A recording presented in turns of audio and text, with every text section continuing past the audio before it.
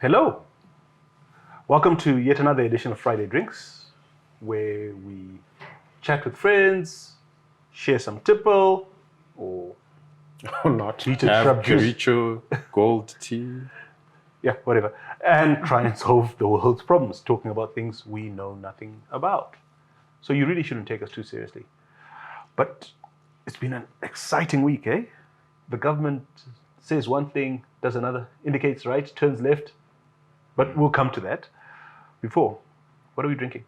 So I'm having Kiricho gold. Like you said, it's been an exciting week, and Yeah, I need having some. tea. I need some strong beverage, so I will have my Kiricho gold. I'm looking forward to it. Back in East Africa. Back Are you in ever going East to tell us the Africa. story? One day. And you're dressing more and more normally these days. No, I just say that it's something that you particularly like. Understand. Yeah, Something that we understand. perhaps. And no sugar today. That's good news. Are you off sugar? You've been chopping No. and changing lately. Have you settled well, down that's- on? No, I'm A still diet? on sugar, but I think I will have less and less sugar Please. until June. Please. We'd all be grateful. Yeah, Yes, I'm trying to take it you'll out be of my jumping up, diet. You will be bouncing less off the walls. And what are we having? So we've gone to the Far East to Japan. Their cuisine and their cultures fascinates me. They've managed to adopt Western culture and make really good whiskey, but they also make their own indigenous beverage called sake, which is basically a rice-based beverage, and this is one of the better ones. So So apparently, it's an indigenous distilled liquor for the Japanese. it's more of a wine than a distilled liquor. So what they Right. do is it's the starch is from rice, and they polish the rice to remove the bran from it. And apparently, this is the highest grade of sake, where they polish more than 50, and they do this by hand. They polish more than 50% of the weight of the rice off, and then they add fungus that they call koji to ferment the starch into alcohol, and you end up with sake. And they have these traditional decanters and cups, which we also have. So just for our understanding, us who don't partake in these drinks, what you really want is just the alcohol. No. Okay. What else? Well, look, What are you after? if all that we wanted was the alcohol, okay, we would have an industrial process that just produces alcohol, and we would dilute it with things that are as boring as tea. But that's not what we do. We right? actually have an industrial process for producing alcohol. And the result of that process gets mixed with petrol and goes into your car. We don't drink that stuff. Okay. Yeah. So this is much more interesting. It's got It's still flavors. Yeah, well, it's only 16% alcohol, so the rest of it is. And that's what you're after, right? No. What are you after? The experience, the flavors, the You can't understand. yes. Okay. As, I'll never as understand. they say on the streets these days, if you don't get it, forget about it. Yeah. So this is the version of sake that people drink cold. There's a version that they drink warm, but because it's summer here, we're having the cooler version. So cheers. Cheers. Well, I've never had sake before, actually. Is this alcohol different from the other alcohol from Scotland? Of course, very different. It's actually quite nice. Anyway, so this week, phenomenal. So the Minister of Finance at the end of last week says, look, he's intent on de-dollarizing the economy. He's going to actually take Busisa's advice from a few episodes ago and start collecting taxes in local currency. You know, as Busisa says, I come to your house and you prepare a meal for me, you must eat too. You can't So- order KFC. He can't order KFC. So Mtuli starts at least mixing his KFC with the food he's cooked. Along comes Dr. JPM and pretty much reiterates the same message. He says, I mean, you probably know the words better than me that he used, to the effect that we're not de-dollarizing. Oh yeah, that dollarized economy was a supermarket and had It was a mistake to do it in 2009. was fraught with many problems, and we're not going back. And then Ntuli then tells us that the president has instructed him to pay civil servants in US dollars, or at least a big portion of their income. What do you make of this? Well, look, I think on the one hand, they understand the reality that the US dollar is the preferred currency of your average citizen, and they're the biggest employer in the country. So they have a sense for what the sentiment is amongst the employees. They prefer US dollars. So in as much as there's this rhetoric about promoting the Zim dollar and taking pride in the Zim dollar and making the Zim dollar the primary currency for our economy, they also understand the reality that it's not the preferred currency. They want, like any employer, to make their employees happy. And all of a sudden, it's important now to make the employees happy. Well, I'm not going to be cynical and read anything into the timing. I mean, maybe they just had an epiphany. Well, I think to gain context, perhaps, I'm old enough to remember when Gideon Gono came onto the market in, I think it was 2008. Correct me, When he started work? No. One of his monetary policy statement where he was replying Eddie Cross, and Eddie Cross at the time had said that the Zimbabwean currency or the economy was being driven by people in a bus, and this bus was going to crash. And Gideon Gono then dedicated the entire monetary policy statement replying to that particular statement, that he was in charge of the bus and the bus was not going to crash. And what he was going to do was actually introduce a $100 trillion note to buttress the change in the economy. And he said that's a note that never went into circulation. Exactly. So I think that's an anecdote that just contextualizes things, because what it tells us is reading between the lines. I think what they say, all these policy pronouncements, if you remember the pomp and fanfare we had with the November budget, where Mtuli came out very bombastic about his numbers and how he was going to grow the economy in 2022, and barely a month into 2022, everything has changed. And the pendulum, the way the pendulum swings, is exactly what it was like during Gono's time. So I think that context is very important. That forget what the magician is doing, forget what they say. Let's just deal with the fundamentals on the ground. That's how we should look at it. This is not a sleight of hand. They are going to get this money. No, it's a sleight of hand in the sense that we took the budget very seriously. Oh, this budget is a sleight of hand. But look, I mean, I do appreciate that finally something's been done about the welfare of civil servants. And maybe this will actually translate to civil servants showing up for work. Yeah, look, one of the things that I found quite missing from this pronouncement is that you're making the remuneration significantly better, but you're not speaking to outcomes. So are you going to have a significantly better experience the next time you go to a government office and need a service?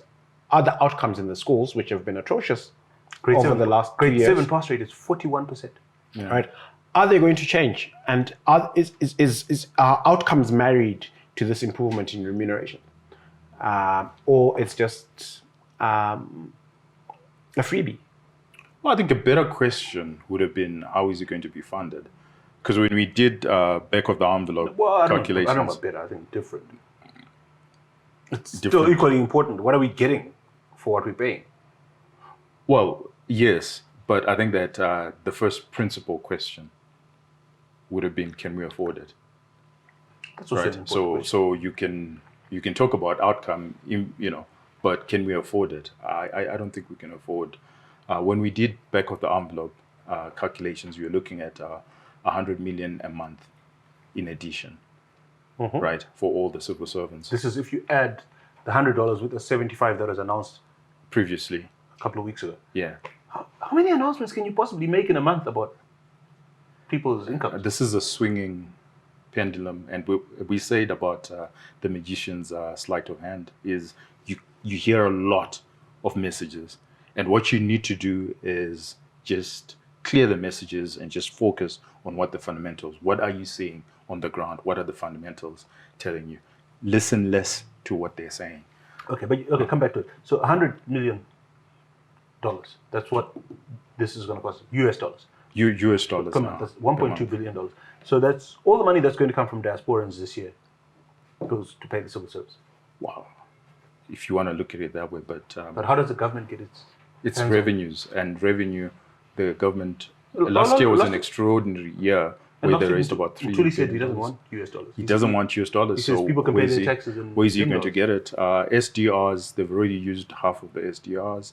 Then he's got about a stash, contingency stash of 250 million SDRs that he put aside as a contingency stash. Didn't BT leave us those 250 million? No. These are Thuli's contingency stash. Oh, did we spend BT's ones? Yeah, no, those we paid off the IMF, what we owe the IMF with those.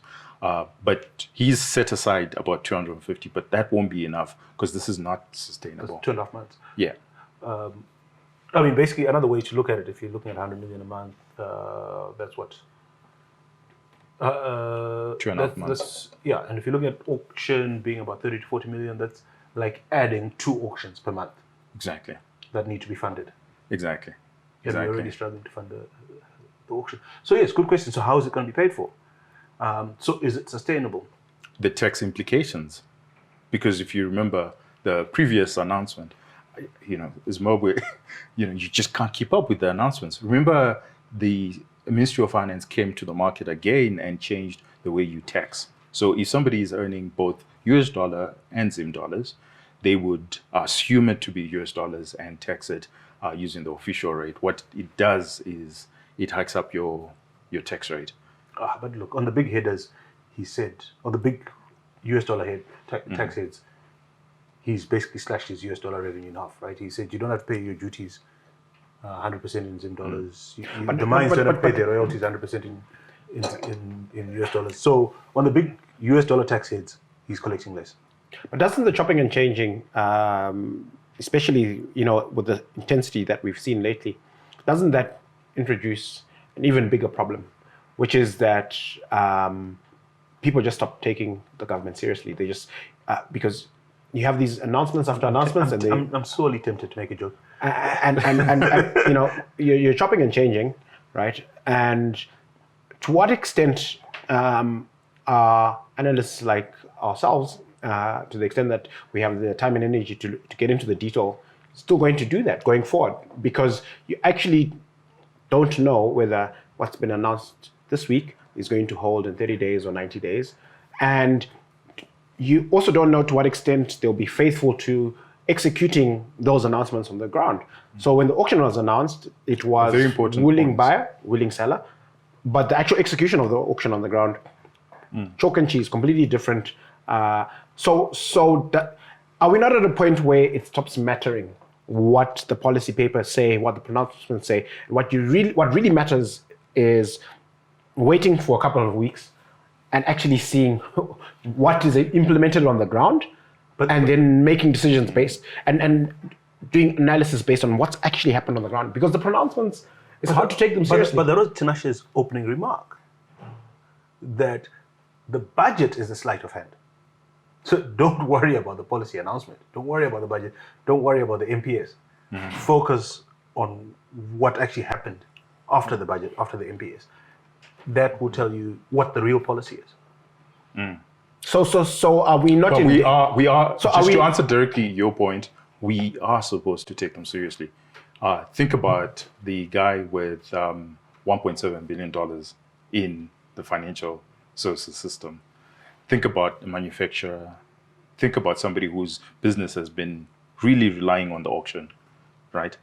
These are people who are watching and listening to all these pronouncements because they have a different impact.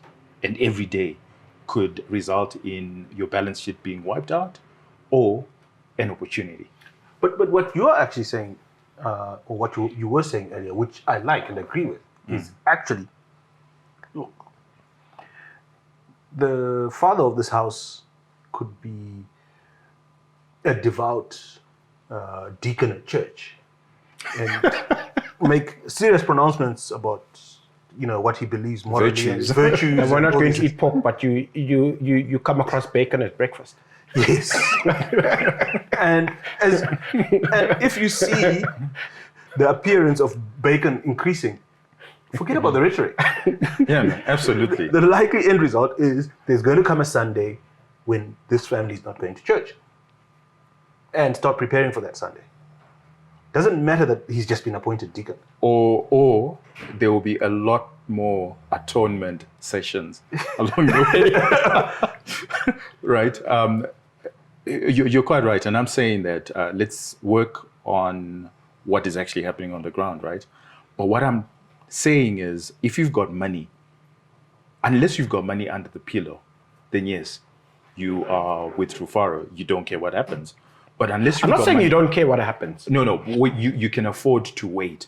You can afford to just say, you know what? I'm not going to do anything. Let me wait and see what's going to happen. But imagine if your business, especially for the last 20 months, you were relying on the auction. Mm-hmm. No, but what? Right. It's funny. You're actually playing a Dr. You're Jekyll. not disagreeing with what I'm saying. By the way. I'm not. He's actually being a Dr. Jekyll and Mr. Hyde today. He's arguing both sides of an argument. But if I go back to your original argument, right? Even if you've been believing the policy statements until now, it doesn't preclude you from reverse engineering the pattern. So you then realize, shucks. No, that's actually what I'm saying. This guy's buying bacon. Okay. So let's go back and let's see the patterns, and then you we can put it more extrapolate. succinctly. George, that's exactly what I'm saying. That our actions should be determined by re-engineering the process and saying, well, we know how they act. Well, let's go back. And then let's assess our position and see if it aligns with how What's likely to gonna- what's yeah, likely to Because happen. if you're a civil servant that's today, exactly what I'm trying to say. and you've been promised $175 a month, would it be wise for you to plan budget the first. next 6 months of your life on the basis that you're going to get Precisely. $175 in no? Precisely. And maybe that's a good point for us to take a break. We'll be back in a couple of minutes.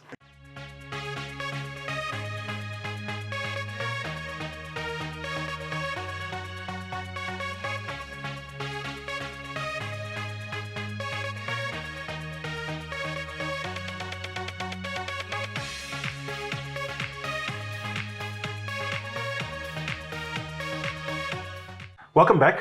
And just before we went away, we were trying to encourage you to not to worry too much about policy statements and focus on policy direction or on actual actions on the ground.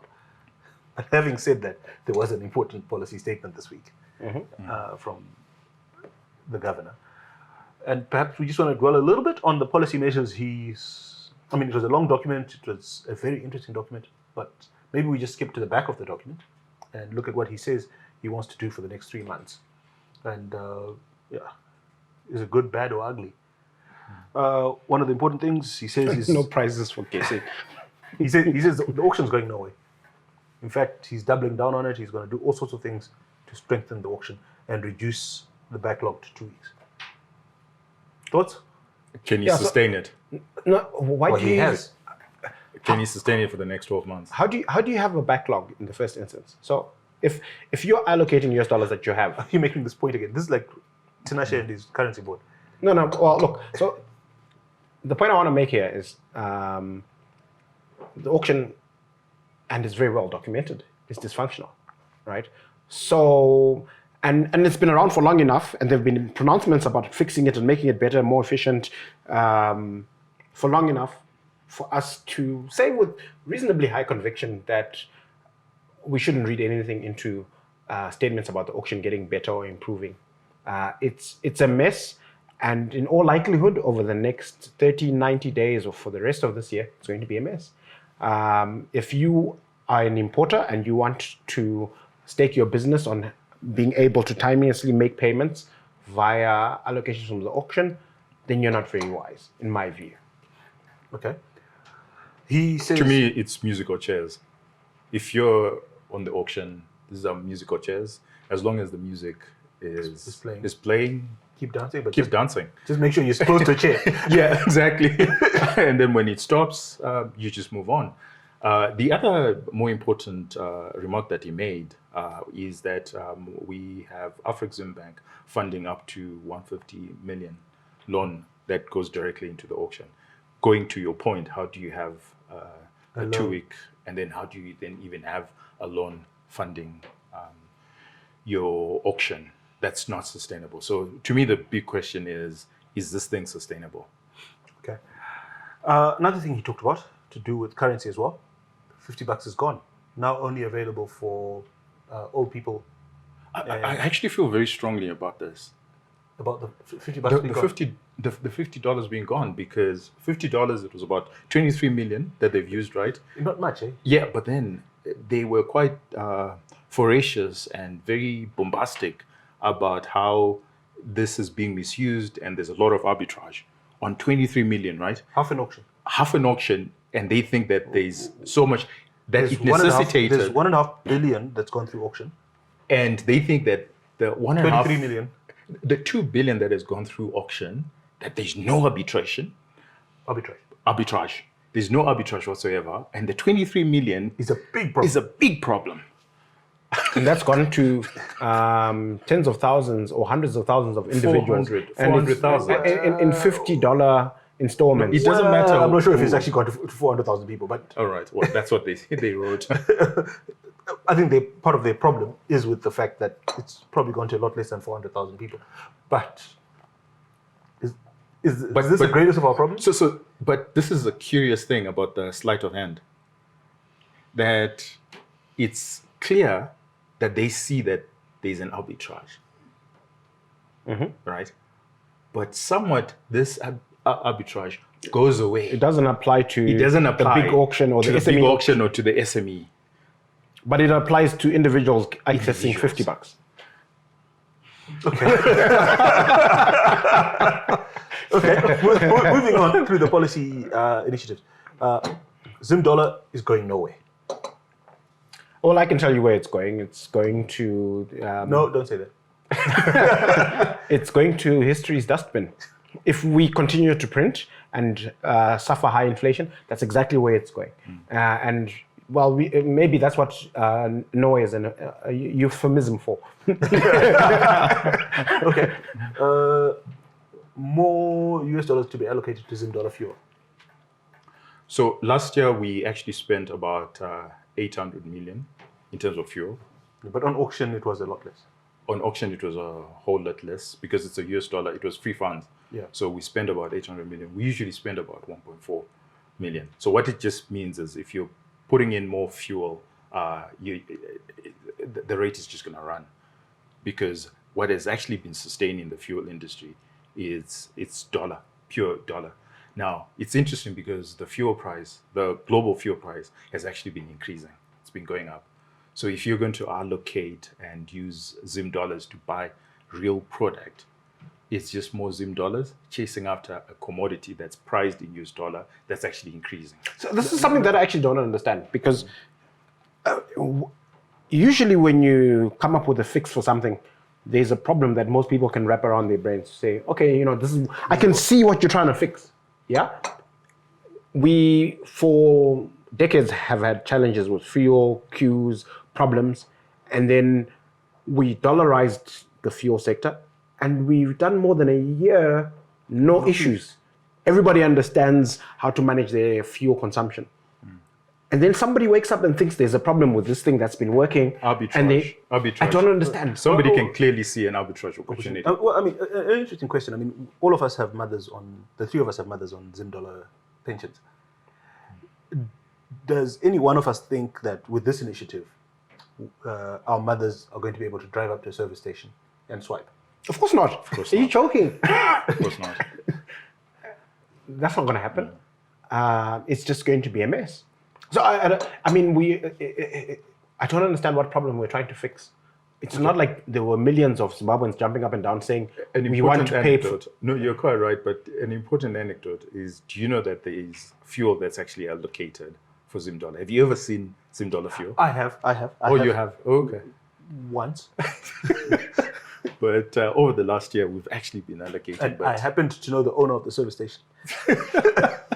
But okay, 5% of auction funds are going to be dedicated towards building a foreign currency reserve at Reserve Bank. You know, when you say some of these things out loud, I can't help laughing. It's hilarious. So I remember a few years ago, foreign investors had this challenge where they had dividends from Zimbabwean listed companies, and that they were owed, that they were entitled to remit to their wherever they were based outside the country, and they were also entitled to remit sale proceeds of whenever they sold. And because dividends and capital remittances were a priority, this money actually for some time used to move, and then it just stopped moving. And they went for months, and then more than a year, and this money wasn't moving. And the idea then was hitched in some bureaucrat's office that the best way to deal with this backlog is to set up a fund where we put money aside to sort out what these foreign investors are owed. And guess who was going to fund this fund? Other foreign investors. So they would put money into a fund that would pay out and the irony was totally lost on them, that so you expect the same community who have money stuck here to bring more money here to pay some of their friends who this sounds like exactly the same thing. So clearly you think this is an Alice in Wonderland moment. Increased cash withdrawal limits and eco cash limits? much ado about nothing. We have If you need less than money- 1%. Because you don't take combis. No.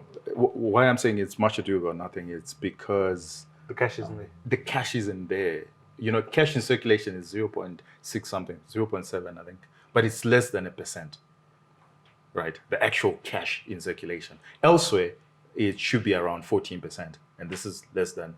So if you increase the limit, then The cash just isn't there. Okay. Yeah, also I think that we're missing an opportunity. I think that for the most part, out of necessity, really, most Zimbabweans have made a plan to get along or to get on with their lives without cash. And we have an opportunity to actually become a cashless society. I disagree. We're keeping US dollar cash. Yes, but that's not our currency. So, But we transact in US dollar We cash. transact in US dollar. but we have. We're actually keeping more cash now than we should. I mean, we spoke about this on the Twitter space last night. Oh, you chickened out of estimating how much US dollars in the economy, but internationally, I think by far there's a lot more US dollar than Zim dollar in the economy, and a big chunk of it is but in homes and mattresses. that US dollar cash is not affected by the formal cash withdrawal limits or For a reason. It, No, because you're speaking to, well, let's address his issue, and I want him to address it, is you're speaking to a change in behavior, where people shouldn't keep cash and they should keep electronic money. for Zim dollars, I mean, because Why should it be different? For Zim dollars or US dollars, why should it be any different? Well, okay, so if you zoom out and think about it at a national level, right, we have high inflation, so whatever notes we print after a certain period of time, they actually become, it actually costs more to print the note than the face value. So it's silly. We're just losing money printing this money. Secondly, because our informal sector is so big, right, to the extent that you do have a local currency, you want all of it to go through the formal banking sector. So you can actually, firstly, you have data to analyze what's happening in your economy, and you can broaden the tax base because you're collecting 2% in IMTT tax for every transaction, But we all agree, which you don't collect we all agree if on it's all cash. of this. We all agree on all of this. The question is just whether it's a good policy measure to increase the withdrawal limits. Yeah, but I agree with Tinashe there that it's much ado about nothing. So we've just gone through 3 minutes of much ado about nothing as well. If they want cash to be available, then make it legitimately available and take it to the international levels where it becomes 10, 15% of money in circulation. But if you to don't your want cash to be available, then just To your not change have in it. behavior and innovation, don't you think that actually us as a US dollar cash society, we're actually regressing. We're going backwards. Okay, you guys are going down a rabbit hole. Yeah. We are talking about JPM's statement. Change in retentions, horticulture, transport, and manufacturing can retain 100% of incremental exports. Good, bad, less bad? So okay, I think it's I fundamentally have a problem with the principle of incentives on incremental production, because what you're saying to me as a business owner is that I plowed all this capital into my business and grew it to this level, and you're saying, well, we don't really care about what you're already producing, but if you invest more on your incremental export proceeds, right? And is that incremental portion going to be incremental forever? Or at some stage they're going to say, well, actually you were doing that production last year, so it's not incremental anymore. And, so what is your, the question then becomes from the business person's perspective, what is your payback, at what payback period is it worth investing? Exactly. Yeah. But also, I mean, for the businesses they've picked for me, they're all businesses that are very easy to set up. So guess what you do if you're that guy that you think about? Set up a new you set up a new company and everything is incremental. Exactly. And but this is all, it's all smokes and mirrors. So we are moving more away from an economy in which we value integrity and honest conversations, right? To an economy where everybody is trying to be too clever by half, right? Okay. So that's those guys. But tourism gets to keep 100% of everything. Good, bad, ugly, less bad. Well, it depends who you are, which side of the fence you sit. If you're the Reserve Bank and you're the auction and tourism gets to keep 100%, it means less money towards the auction. And less for the teachers. And less for the teachers. If you're in the tourism sector, this is good brilliant. because I think a lot of these guys were just under invoicing and then keeping the money under the mattress. But what is the principle? Why is a dollar invested in tourism more special or important or privileged than a dollar invested in mining or something else where you don't enjoy that retention? Well, what's special about tourism? Good question. And when you talk about special sectors, agriculture, 28% of the loans in the banking sector we found out went to agriculture. But agriculture is at best 12% of GDP. Because there's a government guarantee. Oh, so that's good. Yeah, well, it's from the lending side. If you're a bank, you can lend to Rufaro who can get hit by a bus, and you lose your money. Anything? Or you can lend to a farmer and they don't have to produce anything or pay back a penny, and you're guaranteed to get your money back. Who are you going to lend to? Okay. Well, what's curious, and I'm quite interested to hear your view, is the total loans and advances is now $1 billion. It used to be $4 billion. No, it's tiny. It's tiny. The liquidity in the banking sector is, with US dollars being valued at official, is over 70%. So I actually had some more thought about it after last night. Yeah. The last time liquidity in the banking sector was this high was during US dollar days. And I think it has a lot to do with uncertainty, which you touched on last night, around the US dollar. So the banks are not going to lend the US dollars. They don't know how US dollar they are, how real the dollars are. Mm-hmm. They don't know how long they'll have them for, and whether they can actually enforce a claim in US dollars. Even if the client that's borrowing those US dollars has export receipts and cash flows historically that they can demonstrate credible plan, you don't know how you're going to pay you back. You don't know what the retention policy is going to be in the future. 3 months. So, in a month. Right? But what it's also showing you, Tinashe, is the extent to which the economy is dollarized. So basically the banks, because they're uncertain about US dollars and they're looking at their balance sheets, a lot of the big banks are probably saying to themselves, our whole balance sheet is US dollars and we're uncertain about this, so we're going to live off fees and commissions. Yeah. And we're not going to touch this money. We don't want to have problems with our clients. just leave it there. We'll earn fees every time they do a transfer. And So we'll you find know, out. you bring up a very interesting discussion, especially in economic theory, which is the trauma from hyperinflation. That nobody in the banking sector is bullish.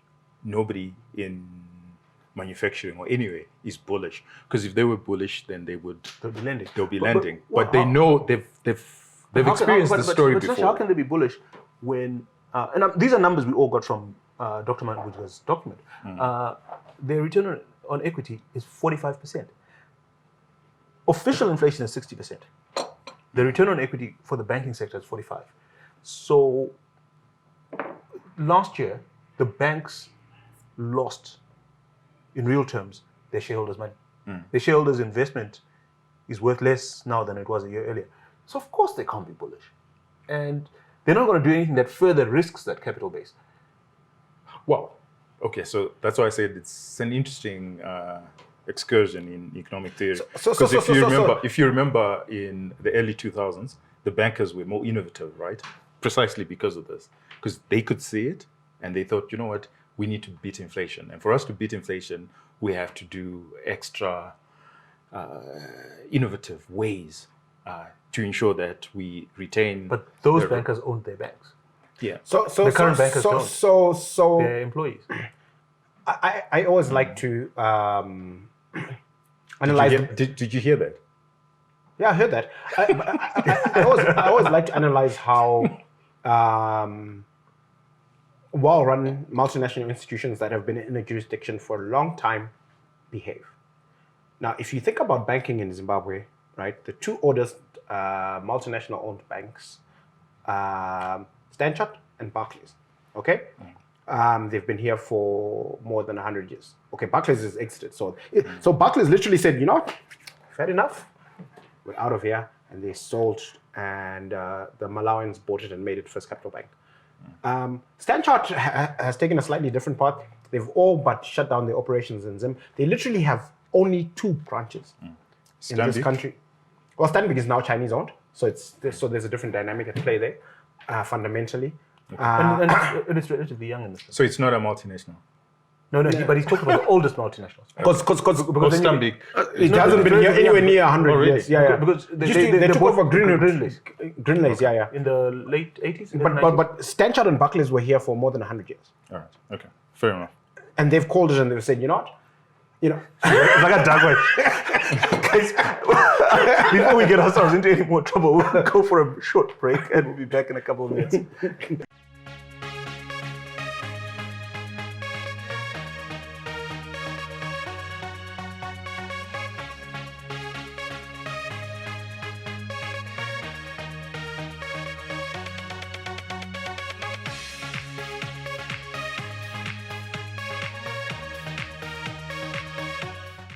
Welcome back, and we continue going through Dr. Mangudja's monetary policy statement from earlier this week.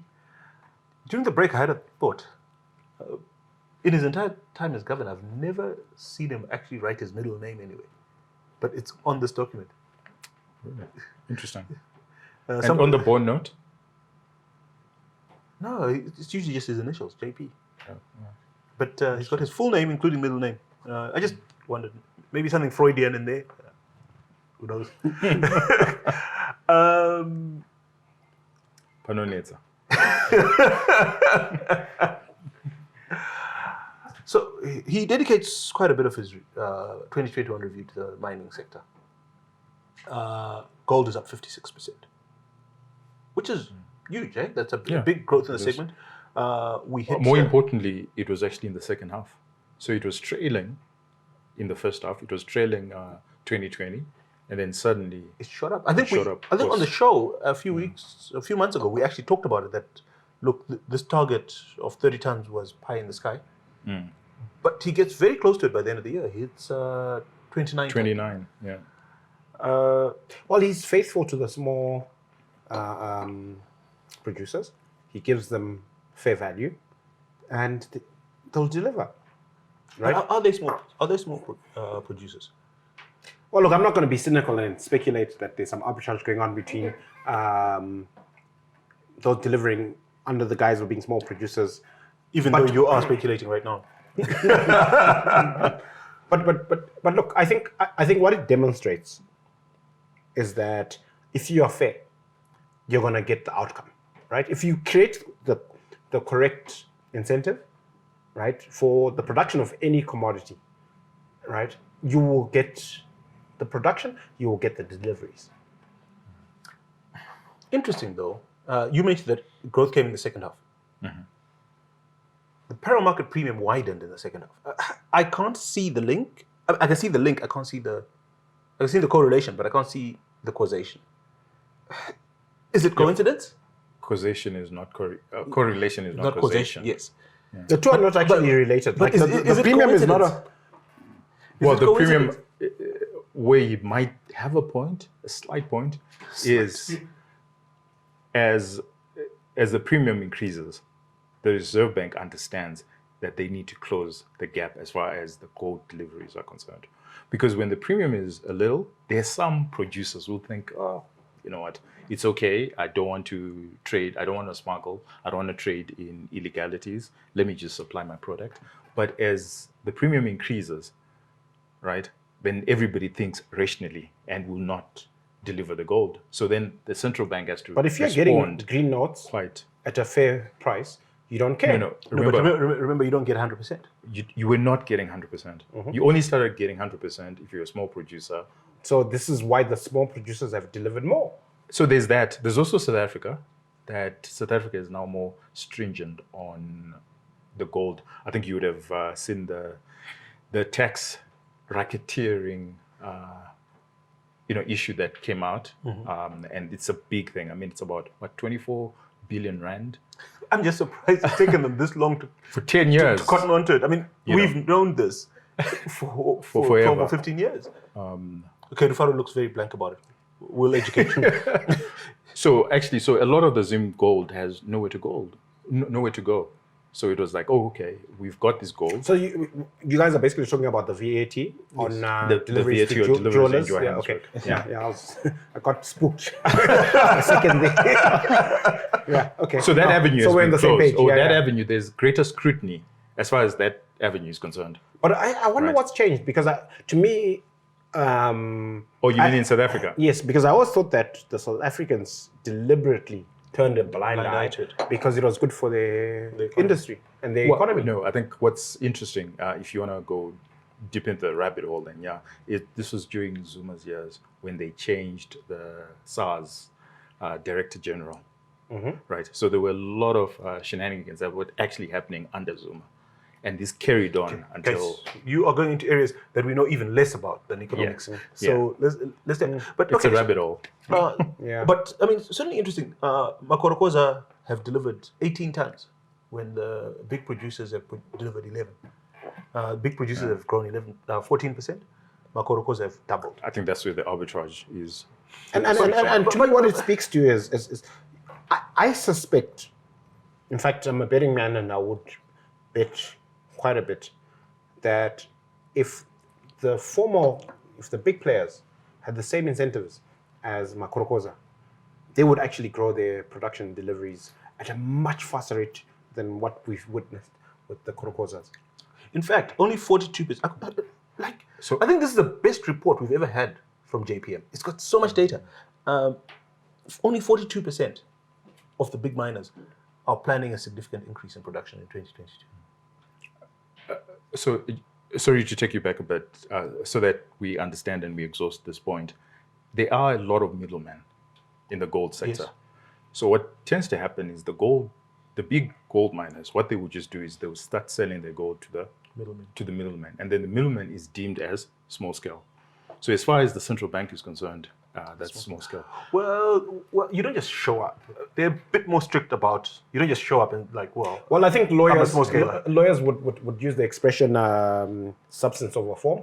So when the form gets you a much better deal than the substance, then there's an incentive to change adopt the form. Exactly. And so it's not rocket science. It's But what it speaks to, and I thought that's where we're heading, is what does it mean for the industry, given that Fidelity is now going to be in private hands? Well, it's not in private hands because it's owned by government. This animal that a lot of people speculated was fair enough. held by private hands. It's actually government owned, Kuvimba. Kuvimba, yeah. So it's still it's still a state owned fair enterprise. enough. Fair enough. So nothing changes. But definitely there was an increase in commodity prices and a big spike in volumes, especially during the early part of the year for PGMs, particularly platinum, palladium, gold to some extent, when the South African mines were under hard lockdown, but we allowed our platinum mines to continue operating. But our platinum miners didn't invest. In fact, this week they're crying for a reprieve on beneficiation because they haven't invested in their refineries. Why would they? 40%, Why would they? Why would they? Will this window ever come back? That's the big worry, and I think that's the policy problem in Zimbabwe. That everywhere else around the world, gold miners right now are investing. Platinum mines, every commodity price. If you look at the big companies, what they're doing, Barrick Gold, they are investing because this is a perfect time. Australia, this is a perfect time to expand your capacity, reduce your unit cost of production. But in Zimbabwe, what has actually happened is our major exporters have been subsidizing the entire economy. Look at the 40% as a tax. In fact, Right. we don't have major investors remaining in mines other than platinum. Last year, we only had 90 million that went into FDI, No, but even, I mean, the whole country. the whole country. But yeah. even the stock of foreign investment in the mining sector is now concentrated in platinum. In gold, it's Hardly. basically domesticated. And then you're getting a little bit trickling into things like the stuff they make batteries from. lithium. It's actually very sad. You know, it reminds me of the story of ESA. You know, they wanted to invest more than $700 million into Zisco Steel. And I think the mine that feeds, the iron ore mine, that fed into that plant. And And the reserves. and we iron haggled reserves. and haggled and haggled. After signing a deal, by the way, somebody thought that, you know, we didn't get a good deal. And the war changed, the price of steel changed. And the plant further deteriorated. ESA just walked away. And Zisco requires $1 billion. And Well, not quite. I can say with high conviction, no one is going to put serious money into that place for the foreseeable future. What, they're thinking of it? Oh, no. No. They are. Which is a worry. It's a big worry. No. I'm saying believe you me, they're foreign thinking- investor. Oh, no, no. it's local. Look, that's Well, just, anyway, moving on to matters completely different. We touched a bit early on this grade 7 pass rate, 41%. No, Well, it's great that the results actually came out. yes, and it's a little bit better than last year. Last year was 37%. are you celebrating mediocrity? It's less bad. No. He's getting No, used to no. the concept of less It's been bad. sarcastic. Okay, But- all right. But in my I'll allow worldview, in my world, children, in my view, all children should be passing grade 7. Because passing grade 7 basically means you can add, subtract, multiply, divide. You can read in 2 languages and you know some basic science. Well, it speaks to, if you're an education expert, it speaks to how many days you were in school. So the lower the pass rate generally speaks to the less days you were actually attending school. Fair enough. But we don't use grade 7 as a screening exam anymore. So everybody goes ahead. Really? 60%, yes. 59% If you of can the afford kids it. 59% of Because I the think kids going there's a into 30% drop-off rate because of money, yeah. because of money. Yeah. But if you equalize that, 59%, 60% of the kids going into Form 1 this year have not satisfied that test, that they're basically numerate. Okay, I mean, it's a little bit beyond basic, right? So by grade 7, you can calculate interest, you know a little bit about compound and simple interest. So you an, know, it's a little bit- anecdote, literacy is, have you passed through grade 3? Yes. So if you're a literate person, it just means that you've gone through. And grade we've been 3. celebrating being literate for decades. We are so literate. Well, it's gone down now. Our literacy rate is now in the So upper 80s, 80s, yeah. 87, Oh 88. my gosh. Why do we even track that? No, the world tracks that. The world tracks it. It's an important metric. I feel strongly that we should not celebrate mediocrity, right? No, I think it's important because In the suppose you're a 21st farmer. century, it's the Suppose you're a 21st farmer, century. it means you can read the pesticide You can read the pesticide label. You can Oh read my your gosh. no. count money. No. From a developmental perspective, It's important. No, important. gentlemen, I disagree. No, it is. important. It It's not the end all. We agree with you, but it's an important metric. It's right up there with having kids going to grade 1, wearing gowns and celebrating graduation from kindergarten. It's important. anyway, you're digressing. My point is that I think Your kids are in trouble. we need to really be worried about this grade 7 pass rate. I think the grade 7 pass rate is actually more critical than the O-level pass rate, and certainly the A-level pass rate. Because if you have not passed grade 7, There's no way. you got no hope. You can't grow an acre of maize. It's too complex for you. If you haven't passed grade 7, you can't read a novel. You've never read 200 pages. Oh, that's a lot for a 12-year-old, but yeah, you do have a point. I think, like I said, grade 7 but is, you see, so it's my question- attendance. So why we should be worried about grade 7 is because if kids are not attending school, then They've got no hope. they've got no So, hope. but my question is, if you're running a primary school and you're producing these abysmal results, right? How are you as the headmaster, headmistress still employed? And how are the teachers in this institution still certified? Like, surely at some Teachers point, and the headmasters are on strike. it's just not acceptable. Rufaro, there's schools where the pass rate is 0. 0. Like, How is the no institution kid. still open? No kid in the entire school I mean, passed. okay, let me give you an analogy, right? Imagine if you had a clinic or hospital where anyone who presents in there dies with any symptoms. Nobody ever comes out alive. Nobody comes. Like, why would that place still be licensed to be open? If your if your pass rate is 0, No, it speaks to what's going to happen in 10, 20 years' time. that's crazy. That's crazy. is. But these are the kids you're going to be hiring. No, in a decade. not in any business I'm involved in. Why would I? Well, they'll be the only ones available. I'm not so sure about hiring, but these are the people that will be producing at 0.75. That's why our yield per hectare never increases. Because they can't read a Because they pesticide label. cannot. And you know that our yield is actually one of the lowest in Africa. Yes. And these are real issues. No, it's sad. And I mean, so which is why for me, when I read about improving the remuneration of teachers, the question that popped up in my mind, and yes, what you said was very relevant. Where's the money going to come from? Can we afford it? Those are also very important questions. But is this improvement in pay linked to outcomes? Or are we just flushing money down a toilet? Okay, but let's talk about a place that actually gets good outcomes. Cuba. Yeah. In specific sectors. Yes, in these social sectors, in health and in education. Typical of socialism, I would say. They are this week commemorating 60 years under sanctions, and their country hasn't collapsed. Yeah, but that's silly. Why are they commemorating sanctions? No, commemorating just means remembering, dude. It's propaganda. The world is remembering. Rhetoric. But their country hasn't collapsed. Okay, but Countries don't collapse. Yeah, They fade away. But do you realize that a visit to Havana, their capital city, is like A time capsule. It's going yeah, back. so much of it. I love the time capsule expression. Like it's like entering a museum the size of a city. Like 60 years ago. The cars, the building, everything, it looks like it's 50, 60 years old. And it's perfectly normal.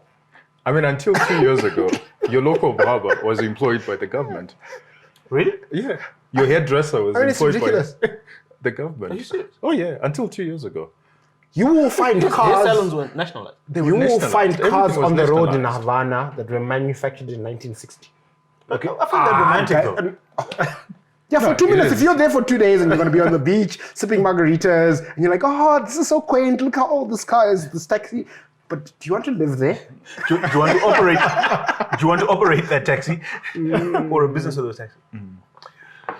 I mean, it's been fun, but I kind of feel depressed having spent the last 45 minutes hanging out with you guys. I don't think you should be depressed. I think what you should actually be hopeful, because you're empowered. The kids are failing their exams.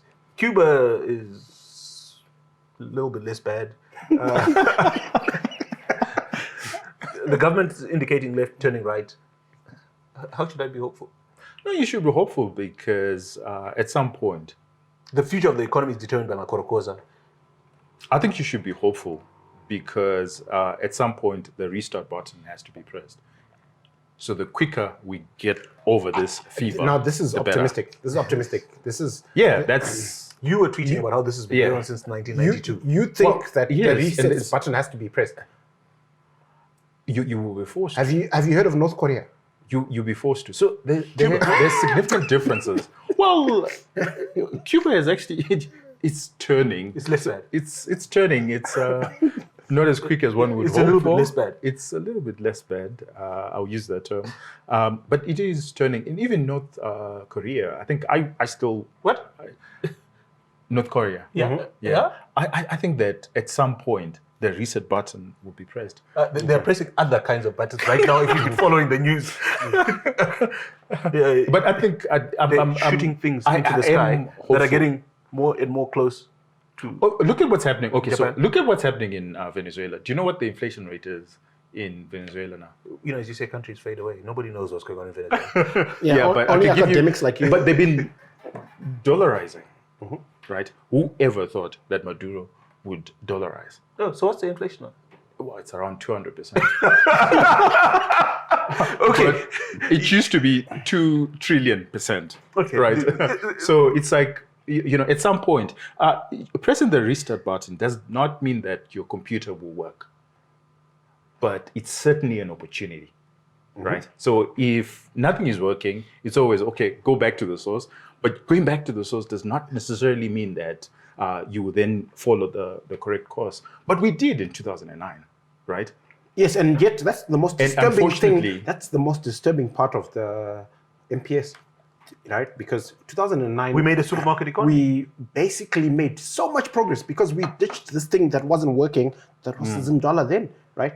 And Absolutely. he speaks about that as a fundamental mistake. And An you know, aberration. and I was You know, reading this and I was like, wait a minute, like the cancer patient went into remission, and you think that was a mistake? Anyway, I think at this stage, maybe we must look to Pythagoras for inspiration. He says, rest satisfied with doing well and leave others to talk of you as they please. So we should Cheers. rest. Yes. Yeah, we're doing well. Well, I'm not sure, actually. I'm not sure my wife and my pocket agree with that. It's been lovely having you along. As usual, really don't take us seriously. Just allow us to inspire some thoughts in your mind, to inspire conversations with those around you. And we really encourage you, wherever you have access to policymakers, to take some of these discussions to them. Whatever your opinion is. Nothing's either good or bad, loosely quoting Shakespeare. It is neither good nor bad. It is only thinking that makes it so. But, you know, let's think about it. Let's talk about it. Literature, mathematicians. I'm inspired. Cheers. As usual, COVID is real. Stay safe. Have a lovely weekend. Be good. If you can't be good at it.